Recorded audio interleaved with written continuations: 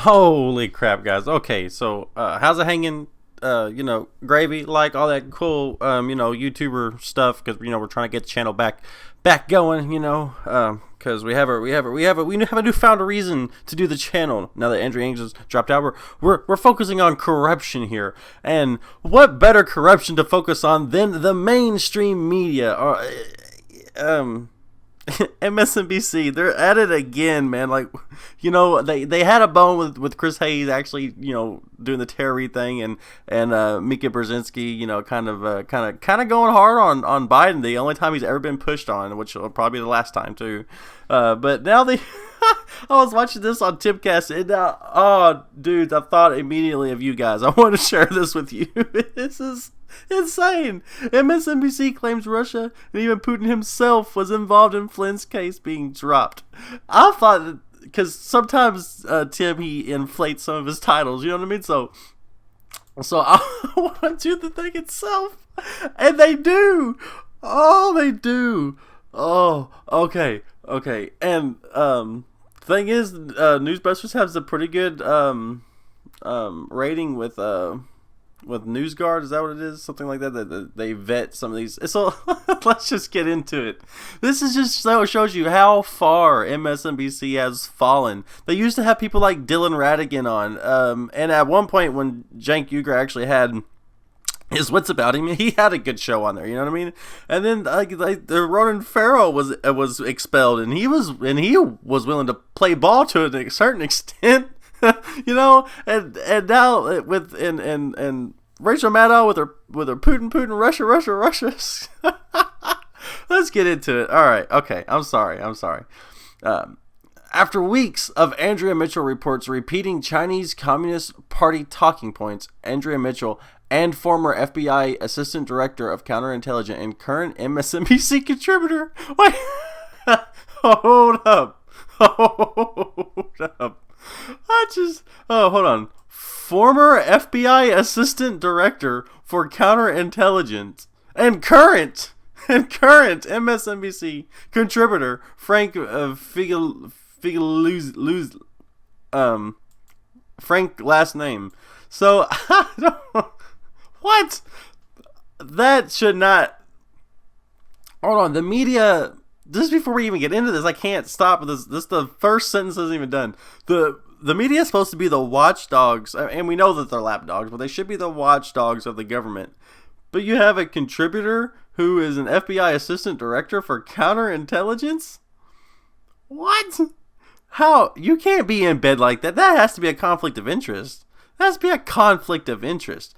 If, for example, if I was working in a grocery store, and I was working in a high up position, higher than maybe even a manager, right?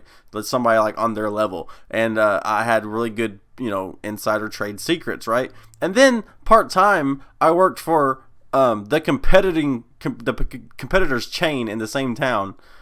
That wouldn't be allowed because you're able to divulge certain things you're not supposed to divulge. How is there not laws against this? Oh my god, I gotta do research about that. Oh man, my head is hurting already, guys. The sentence isn't even over. So, this contributor and also former FBI Assistant Director of Counterintelligence declared on Friday without any evidence that Russian President Vladimir Putin had something to do with the Justice Department's decision to drop the case against former National Security Advisor Michael Flynn. So now you guys know that there's some papers and there's no corroboration, and the whole thing was blown out of proportion, and they didn't have any, more election interference or Trump interference than a handful of Venezuelan nationalists. You know what I mean? Like there's no difference there. A handful of Facebook accounts does not constitute 4 years of Russia. You know what I mean? It's all the media are wants to portray a narrative. They want you to think a certain thing. You know what I mean? And they're going to keep going on that and going on that and going on that and pulling that thread and pulling that thread and pulling that thread, and then they unravel that thread. Then they pick up the pieces and they go through it one by one again. So I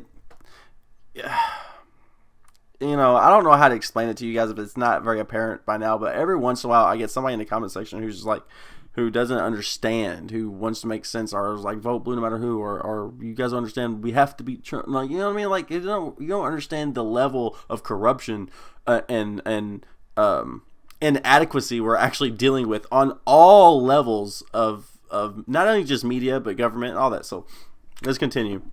After Mitchell breathlessly summarized the stunning and unprecedented decision on Flynn, Mitchell saw something sinister in Thursday's phone call between President Trump and Putin. Frank, first, all of the implications here, and the fact that he then called Vladimir Putin yesterday, and according to the White House announcement of this and description of it, there was no mention of the Russia probe and the election probe, but the president himself discussed that Vladimir Putin and the facts that, in his view, now that the Russian hoax was dispelled, they could get back to business. So this guy with his last name was certain that the phone call and the decision they really just snuck that in there, didn't they? Okay, so she then asked Figlisi to talk to me about your counterintelligence concerns here. So they're setting him up for this segment to gaslight the American people. Figlisi was certain that the phone call and the decision to drop the case were connected. Yeah, I think they're actually linked. The dismissal of charges against Flynn and conversation by the president with Vladimir Putin, stone cold adversary of the United States, on the very same day was not a coincidence. What do you mean? Why wouldn't, if, let's look at it from Trump's point of view. Let's just give him a carrot here and say, okay, well, let's say all this is all false, which everything has led to it being false so far, and they're still running with it.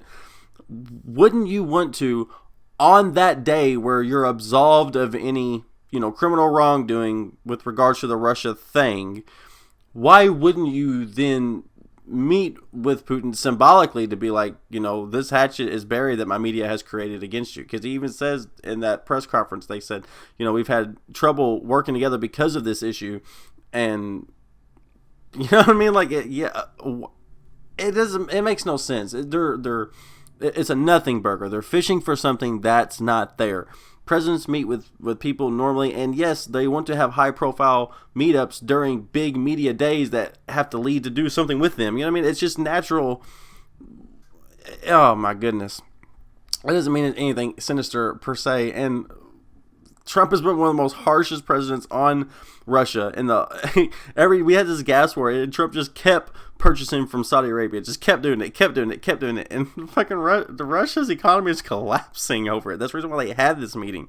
So it's people just want to live in a bubble. They don't like Trump, and I'm not saying he's a great president, but he's no worse than George Bush, no better than Obama, and Obama's a low bar for me. So.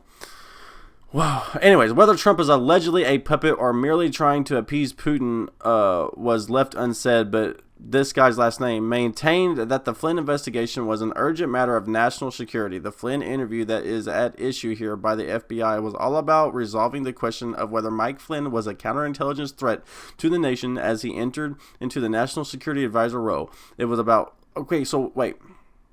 Then why bring up Michael Flynn's son in the case, and why try to run his son's wife into the ground? Why do all this, bring up all this past stuff, all this sexual allegations that now everybody's trying to turn their back on Biden for? But it was all about Michael Flynn's sexual allegations, right? So, and then all that stuff got dropped in the court because there was nothing founded there. It was all made up by the FBI to catch Michael Flynn in something that he didn't necessarily do, or that wasn't any more illegal than what anybody else does on a normal day-to-day basis, much like Biden's son being put on a board that he has nothing to do with, can't even speak the language, you know what I'm saying, just to get paid. So there's no different here than, not that any of it's acceptable, I'm not trying to say that, but it's no different than their natural course day-to-day. So for people to selectively pick and choose all the stuff that Trump does that even Obama and Biden and people before them did on a day-to-day basis that everybody turned a blind eye to, now all of a sudden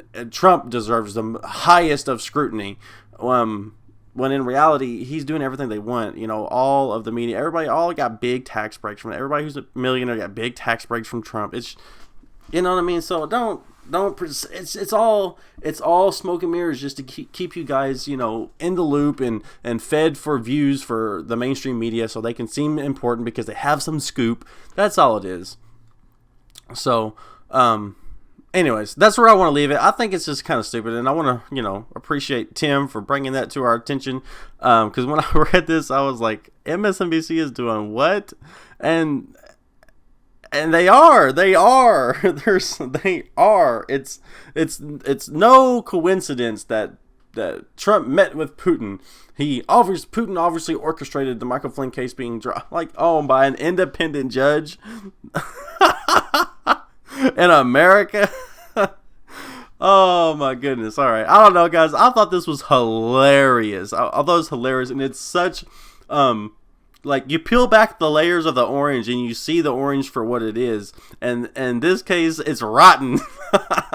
So I love you guys. Don't forget, you know, all these politicians are turds. Just because Bernie Sanders or any of the other ones float slightly higher than another politician doesn't mean that they're not still a turd. You flush all the shit, you turn your back on it, you go third party, you vote independent, show these two parties that the left and the right can come together to at least agree on, you're not going to fuck us.